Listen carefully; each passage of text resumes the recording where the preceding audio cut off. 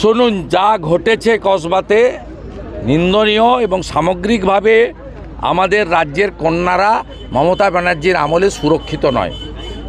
আগামী দিনে কয়েক সপ্তাহ যত কর্মসূচি আমার হবে, আমি কন্যা সুরক্ষা যাত্রা নামে করব। আমি সিদ্ধান্ত নিয়েছি কন্যা সুরক্ষা যাত্রা নামে আমি এই কর্মসূচি পালন করব।